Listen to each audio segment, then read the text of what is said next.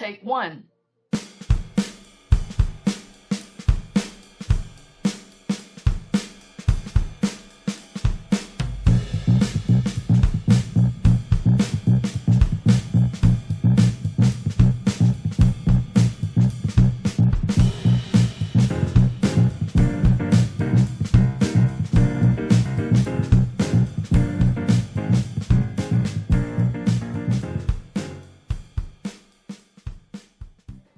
First timers make some noise.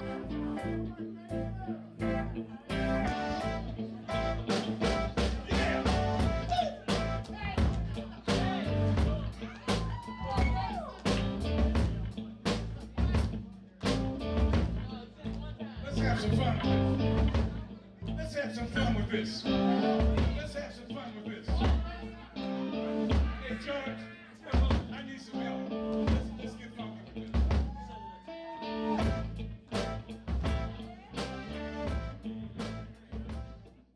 Ladies and gentlemen, welcome to another I.F.A.T.S podcast where the music lives on. Be sure to like and subscribe. I'd appreciate that.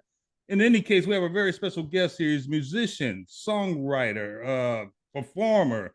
This man has done a lot of beautiful things in the music industry. He's actually a very, very good friend of mine. Wink, wink. Mr. Richard Mason Wyatt. All right, give it up to him, y'all. Thank you. Thank you. All Thank right.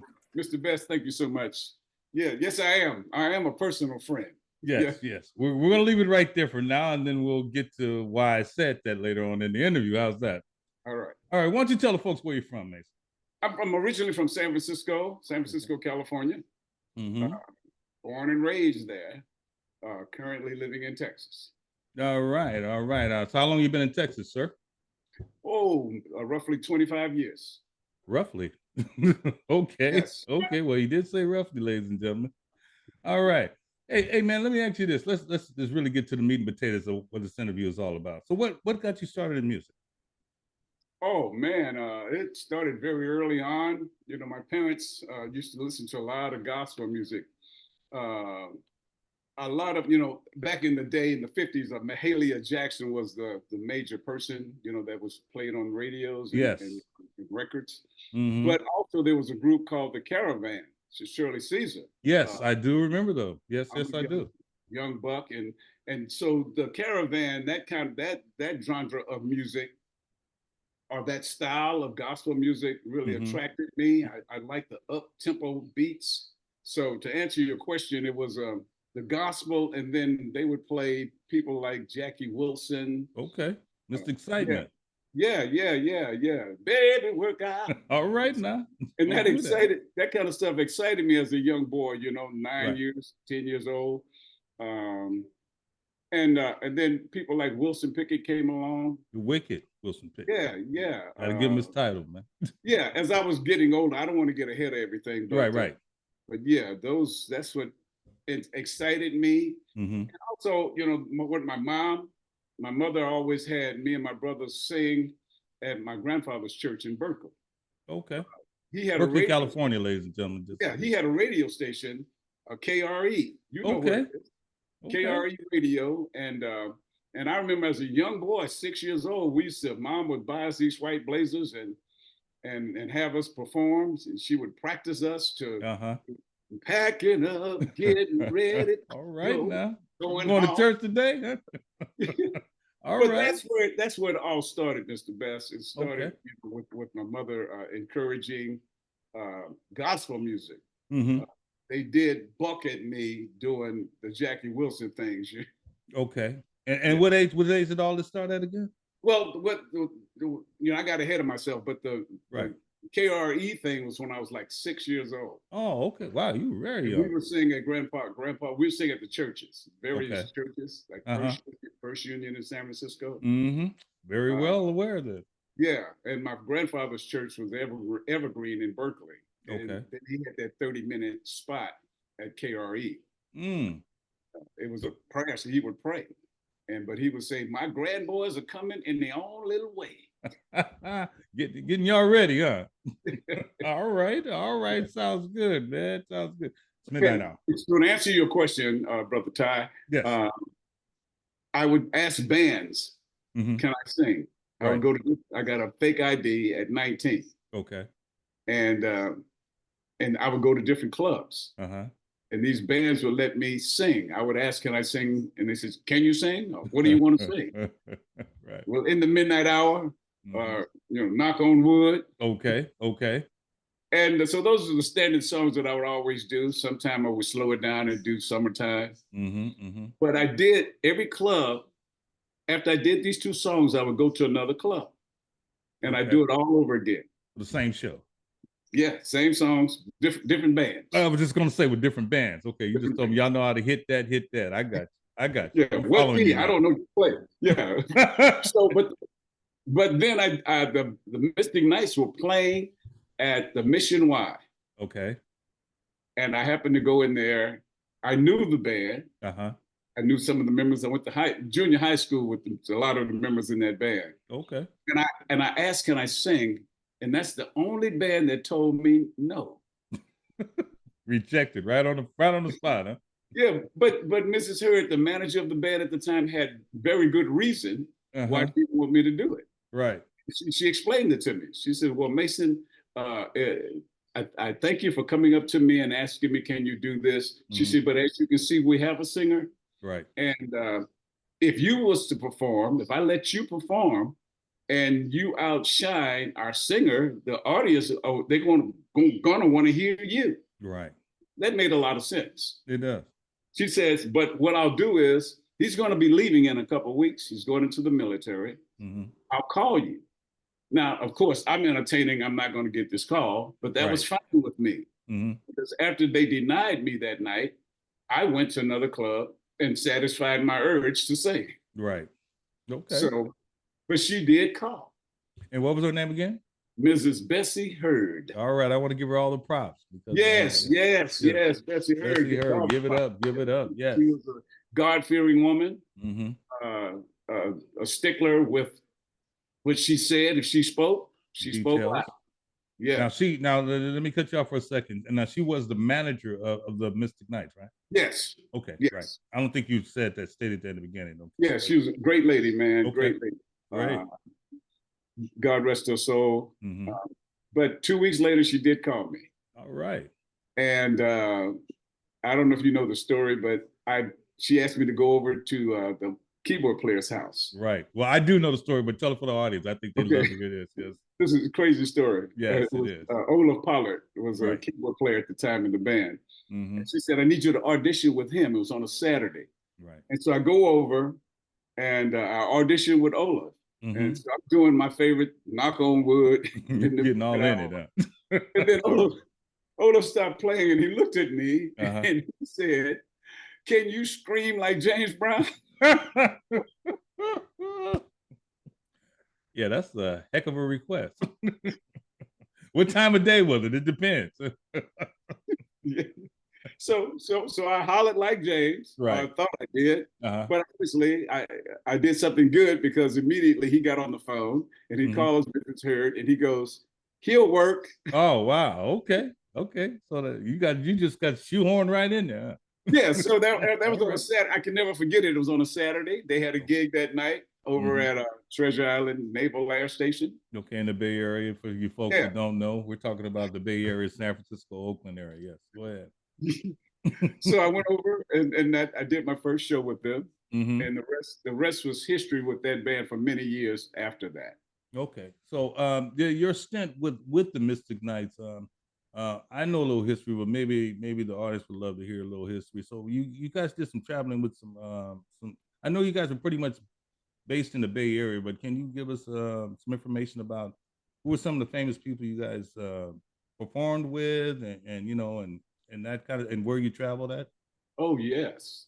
We once I got in the band, yes, we were playing a lot of the military installations throughout Northern California. Okay. We played Travis Air Force Base, Treasure Island, Alameda. I can't think of all of them. Hunters Point. Okay. Naval Air Station.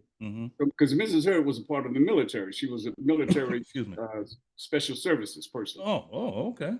All right. So that was a connection. I got you. Oh yeah. It got us in. Matter of fact, it took us overseas. You Oh, know, wow. we did an audition at Alameda Naval Air Station with several of the bands, and Right. we won the spot. That was like 1971, 72 maybe, that we were able to go overseas. But during the time we were together, and that was many years, maybe 7 years, 8 years in with the Mystic Knights, Santa Cruz, the city of Santa Cruz, California, opened up to us. Okay. It was rare that we played in San Francisco, where we're from. But we went to Santa Cruz, and Brother Bess, I tell you, man, the very first song we played, it was called a club. The club was called the Catalyst Club. Okay. The very first song that we played, those people in Santa Cruz, we never received a response like this. They literally stood on top of tables. Wow. They yelled. Man, it was off the charts, man. It was something, it almost scared us. Wow. It almost scared us, man. But what happened after that became history, that we became the adopted Band of Santa Cruz? in Santa Cruz, California. All right. They made sure we stayed busy Okay. for the rest of our duration as a band. All right, let me ask you this. You said you guys traveled overseas. Now, I mean, were you guys headlining or did you co-headline with somebody? We did headline that. After we won the competition with the Naval Air Station, they billed us to go to Hawaii, we went to Hawaii, Guam. Okay. And we were to go to the Philippines after that, to do a show in Hawaii, 5 days, Guam, 5 days, and on to the Philippines. Right. But that didn't happen because they had declared martial law in the Philippines, attempted assassination on Ferdinand Marcos or something? On his wife, yes. Right, on his wife. Okay. I kind of remember that time period. Yeah. So that knocked that out of the box. When we came back, man, we got very active with a lot of other artists. We played the San Francisco Extravaganza. Okay. Where they had on that card, we wasn't the headliners because we had people like Carlos Santana that headlined. Well, hey, it's just Carlos. A group like The Story from England. Oh yeah, I got you. Louis, Brother Louis, yeah. 1973 hit for all you folks don't know. She was black as the night. Y'all know the song. Larry Graham from Sly Stone, Graham Central Station. I think at the time he had just started Graham Central Station around. Exactly. Yes. Feel the need. So having that opportunity, man, I mean, I have pictures of us on stage, and a lot of people, it's really funny, like when people would see the picture, right? They would see us on stage and they see these stands, stadium stands behind us. Right. Then they would ask, well, where are the people? Like they're in front of us. Right. I was just gonna say, yeah. Nobody's behind you looking at you. Well, I ain't gonna go there, but you know what I mean. Yeah, but that's when we started getting some really big gigs, man. Okay. The big gigs. We opened up for I.F.A.T.S and Tina. Okay. And then what year, what period was this? That was 70. We just gotten back from Guam. So 72 to 74 period. Okay. Because I'm trying to figure, because Rolling on the River, I think that came out 71 to 72 by them, if I'm not mistaken. I could be wrong. So I'm thinking you guys, they're probably on the tail end of that success and still touring. I mean, I could be wrong. I'm just speculating. You're speaking of I.F.A.T.S and Tina? Yes. Okay, I don't know what the itinerary was at that time. I could be wrong. I just know we had just gotten back from overseas. Okay. So to do that show, we were given that opportunity, and I do believe that show was like 72. Okay, yeah. Because I'm just like I'm trying to chronicleize their hits around that time. Yeah. So I mean, Proud Mary was a big thing. Right, exactly. That was like the hook, the ending show song. Yeah. So to open up for Ike and Tina was a great experience, man. To learn who Tina was. I was just going to ask you that. How was it working with the late Tina and Ike and Tina Turner? Tina was incredible, man. She absolutely incredible. That we're on stage doing our thing, right?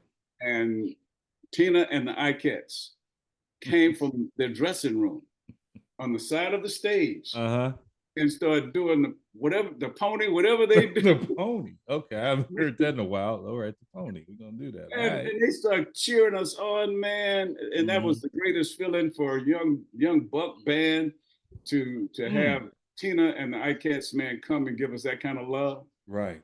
It was incredible, absolutely incredible. Oh man, that sounds great. Now, I one other one. Please go ahead. Please go ahead. At San Francisco Civic Auditorium, we opened up for Ray Charles. Okay, all right. Did you guys meet the genius? Papa Ray? Yeah. Oh, you know, we got to rub elbows. Yeah, I was just gonna say, you know, I know Ray said the night time's the right time. Yeah, you know, we're in the business now, right? So, right, rubbing them elbows. Yeah. So anyone that come on your set, they will testify. If you're young in the business and you start meeting the heavyweights, man, it's like this is it. Right. Okay. All right. So how long was your stint with the Mystic? Wait a minute, I'm getting ahead of myself. Now, I know for a fact that you guys were kind of regulars on a local Bay Area TV show called the Jay Payton Show. If you guys don't know about it, YouTube it. It was like Bandstand, but locally for us, you know, for the people that live in the Bay Area. So, how was that experience working with the late great Jay Payton? That was incredible. It was more of a spinoff from Soul Train. I was just going to say that, but you know, when you're doing stuff like this, the first thing pops in your head. The reason why I say that is because there was some dancers that was from Soul Train. Okay. That would come to the Jay Payton show. Okay. Yeah. And perform. That makes sense. So to meet Jay. And to do that, we became like a house band, like most of the bands in the Bay Area. Would have a spot that Sunday morning, early Sunday morning. Got to get that recording in, man. You know, just like what we doing now. You record, edit, and get it out. Yeah. So that was great to experience that. A lot of times the sound wasn't that great, but you still pressed through. Well, that was back in the day, you know, you made it work, you know, the rehab, the refurb and all that stuff you just had to deal with. Yeah, I mean, because even like for singers from like myself, man, that was my job, was to sing. Right. And we had no monitors at that time. You know, I blew this out. You had to figure it out. Oh man, because I got to sing over all the electronic equipment, right? Yeah. So, I can imagine. That was rough, man. You know, sometimes I was having excruciating headaches. You know, trying to hit certain notes. So you're doing that on live TV because the Jay Payton show was live. All right. Well, yeah. All props to Jay Payton. May he rest in peace. I mean, he definitely was a Bay Area legend. For those of you who don't know, he was a Bay Area legend. He really was. Now, after you left the Mystic Knights, well, actually, I'm getting ahead of myself again. Okay, when did you leave the Mystic Knights? Well, I mean, what year was that? I'm going to say 1991. Wow, you were there. You were with them for a long time. Yes. The band actually started in maybe in high school, 1966. Right. Wow. Okay. And so, and I got in maybe 71, something like that. Okay, but even your stint alone, that's 21 years. Yeah. So I say 91 is when I got out. Started a family. Okay. We were scheduled to go to Japan for a while. My last passport was going to take me to Japan. Right. But that fell through. The MGM Grand had just opened up. We auditioned there with Sheila Escovedo in the Escovedo family. Right? Tito in the clan. Yeah, I got you. Yeah. And Juan and Coke and Pete. Right. Well, actually, while you're on that vein, I'm actually trying to get an interview with Juan Escovedo as we speak. I'm trying to work that on out. So yeah, I'm glad you mentioned that. So that was a preview of what's coming up, folks. Yeah. Stay tuned. It was before Sheila became Sheila E. Oh yeah. That's why I was getting ready to get to that. You know, because she was remember before that she worked with George Duke. A lot of people don't even know that. She was the one screaming in the background on the Reach Out and all that. I mean, with a Dookie stick. Yeah, that's what it was. Yeah. There's a story about the Dookie stick. Oh yeah, there is. We won't get into that. I was just want to say, please don't. Because the prop that I used on stage became more famous than me. I was just going to get to that because, ladies and gentlemen, while we're having this interview, you will see some photos of Mr. Wyatt with the famous stick. So be sure to check those out as we're having this interview. Go ahead, man. Yeah. So yeah, to be in the band, to get out in 1991, I moved from San Francisco. I moved to East Palo Alto, California. Okay. And got into another band called with Mike McGriff. Okay. And Mike McGriff is, can you explain who he is? People just yes, don't know. he was a drummer that was founded by Sly Stone, discovered by Sly Stone. Okay. And a protege. He was 16 years old. Sly loved what he did. So he got older. He started his own group, and he knew I was part of the Mystic Knights, and so he wanted to collaborate, put both the grooves together. Right. What he did, what I do. So I joined his group called the Gwank Movement. That's GWANK. Okay. Gwank. Okay. Gwank. I thought it was a crazy name, but Gwank Movement. Right. Mike was a pretty interesting fella. Funky drummer. Right. I'm an incredible drummer. It just didn't. I spent a few years, maybe a year and a half with that group. We did our first gospel record with Gwank Enterprise. Okay. All right. All right, Gwank. All right, we'll go with that. Yeah. So all the time I'm in Palo Alto, I'm bouncing around. I wasn't sure musically if I wanted to get back into the business. I started working corporate America. Okay. But then I got into some rock and roll. Okay. Okay. And well, we ain't gonna skip over that. So when you left Gwank, okay, you did get into a rock and roll band that I know of, and the name was Falling Objects, if I'm not mistaken, right? Yes, Falling Objects. And how, I mean, can you give us the genre of music that you guys played and how long you were in that band? We played some rock and roll, right. Funky rock and roll, and I'm coming from a gospel funk, right, spirit, R&B infused band, R&B, yes, yeah, right. And so as I hooked up with the band, they playing, they up here, boy, they start out up here, right. So we were doing, like I said earlier, when I started singing, like Mustang Sally was one of my favorite songs. So I said, okay, let's play the midnight hour. Yeah. I'm just messing with you. I'm sorry, yeah, in the midnight hour. Right. But we did Mustang Salad. Okay. I introduced Mustang Salad. All right. And so when they started playing, because I got some funky boys on guitar. Right. When they started playing up here. Oh no. I mean, it was like, yeah, and that's that rock and roll where you hollering and screaming at the top of your lungs. Yeah, it was rock, man.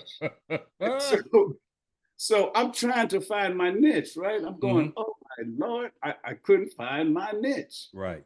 It's like, so I suggested, I said, wait a minute, stop, guys. I said, you guys know who James Brown is? And they go, yeah. That's okay, cool. Well, listen, James would have a thing about his music that he would make a sound or a grunt or something. Right. Or he would make an arm gesture. Yeah, break it down. So if the music's up here, right, all of a sudden I need the music to go into a vacuum. Right, yeah. So if you're playing up here before I start singing, right, it's okay to be here. But once I start singing, the music needs to make this sound. Yeah. You need to break it on down. And the first time they did it was on Mustang Salad. Started up here. And if you know how the song goes. Oh, yeah, I know exactly how it goes. Mr. Pickett was going. Yeah. I got you. But now it's rock and roll, right? Right. So now it's time for me to sing. Right. We did it. They went, the music literally just went, but I said, keep the intensity. Yeah. Oh my goodness. They kept changed the whole groove, huh? Oh man, I was able to slide in and go, Mustang Salad. Yeah, you didn't have to scream either. Oh man. Exactly. Exactly. Saving this. And so it worked. It worked to that degree Right. that now they're feeling something different. Mm-hmm. And now after I'm done singing, Right. they'll take it back up here. Mm. And that was fine. Right. So I tried that for a couple years. We recorded a few songs. Mm-hmm. You know, matter of fact, there was a song that I remember a cousin of mine wrote a song Really? that I used. Step It Out. Oh, that It's sounds 9 to 5. familiar. Now from 9 to 5, huh? After this. Yeah. I'll tell the Why world. does that sound familiar? I'll tell you, I'm he's an incredible songwriter. Well, hey, you know, I know the guy personally. Yes, sir. Yes, sir. But All yeah, right. All right. Okay. So we got through the fallen object situation. I just want to go back for a second, and I neglected to mention that you did a gospel recording very early. I don't know if it was, I don't remember what year it was, but you did it with the late Reverend Barnes. There it is. Yeah, that's the record. So when was that recorded? that was in 1983. Okay. And the Okay. entry story about that is Reverend Barnes is singing the lead line, Mm-hmm, and mm-hmm. I'm doing my first record doing background. It was 4 of us singing background, Okay. and we recorded the background in the hallway. Got the Not acoustic literally guard. in the studio, but in the hallway. You get that sound. And yeah, and we did 4 takes, Uh-huh. and this was produced. Wow. 4 takes, literally 4 takes. Now I spent 14 hours Right. in a studio But hey, doing 1 take. right. Well, hey, the budget dictates what you're gonna do, from Oh what I man, understand. it was intervention, man. It was divine intervention in this gospel record. Mhm. I'm convinced of that God had His hands in on it, Right. and that allowed for everything to go as smooth as it did. Mm.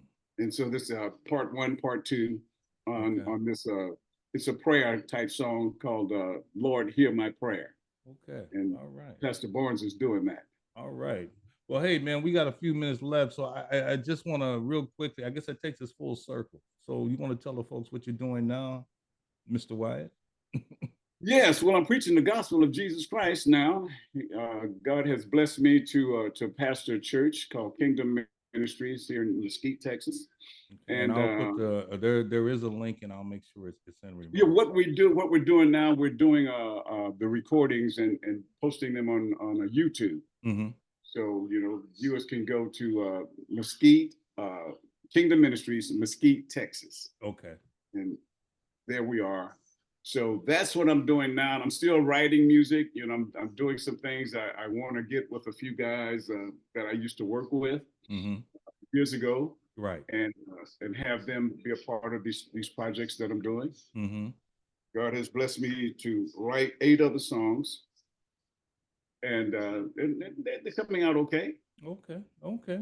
Well, Yeah. hey, while I got this a couple minutes to go, I just want to ask you one question. I ask everybody. This question, so I just need, if you give me an answer, I'd love it. Now, if you had one last song to listen to, what would it be and why? One last song to listen to. What would it be and why?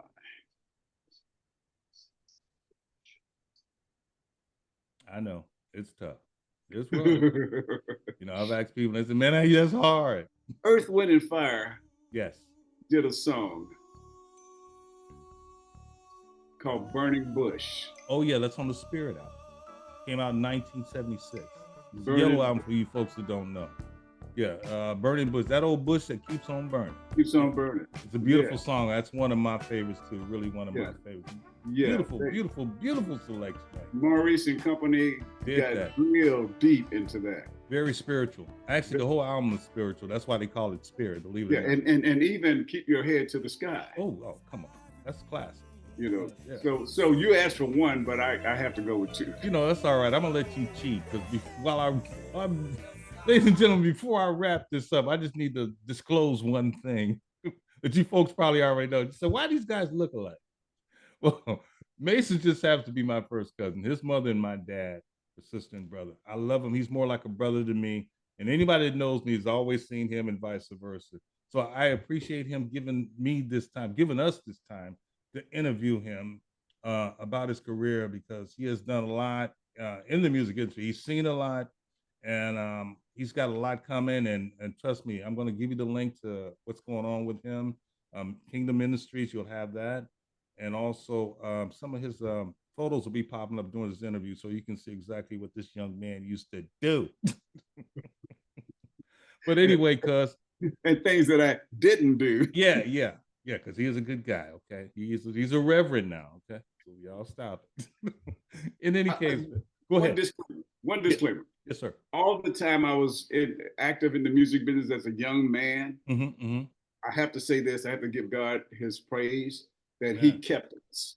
You know, like I said earlier, Mrs. Bessie Hurt was a praying woman. Yes. So was my mother. So was the mothers of the band. They were praying women, and they knew the pitfalls that we would fall into as a young buck band fresh out of high school. So they prayed. And so a lot of stuff that was happening in our lives then, we were kept. All right. Well, Take one. On that note.